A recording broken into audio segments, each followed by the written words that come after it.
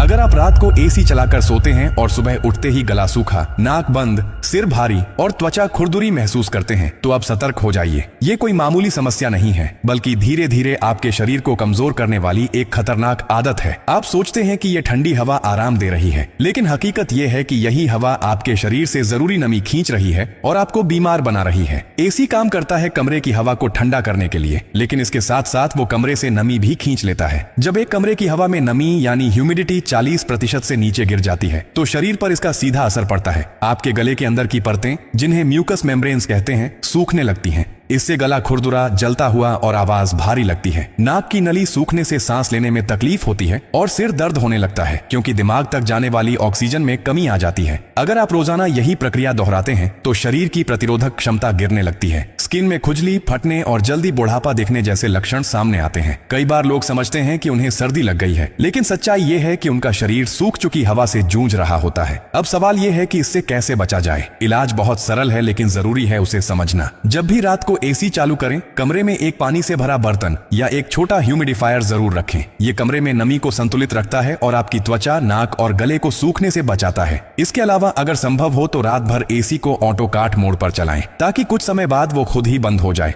और कमरे में जरूरी नमी बची रहे। एक और गलती जो बहुत लोग करते हैं, एसी का तापमान बहुत नीचे सेट करना, जैसे 16 या 18 डिग्री पर। यह न केवल बिजली की बर्बादी है, बल्कि शरीर पर तापमान का झटका देता है। सबसे सुरक्षित तापमान होता है 24 से 26 डिग्री, जिसमें शरीर और कमरे का संतुलन बना रहता है। ध्यान रखें, बीमारी एक दिन में नहीं आती, ये आदतों से बनती है। और अगर आपकी आदत हर रात खुद को सूखी हवा में सोने की है, तो आने वाले समय में आपको सांस की बीमारी, एलर्जी और स्किन इन्फेक्शन जैसी समस्याएं झेलनी पड़ सकती हैं। तो अगली बार जब आप एसी चालू करें तो सिर्फ ठंडी हवा को मत सोचिए। सोचिए कि आपकी नींद के साथ साथ आपका स्वास्थ्य भी उसमें दांव पर लगा है। आप मेरी ये वीडियो दुनिया के जिस भी कोने से देख रहे हैं, कमेंट में देश का नाम जरूर लिखें, ताकि अगली वीडियो में मैं आपका दिल से शुक्रिया अदा कर सकूं।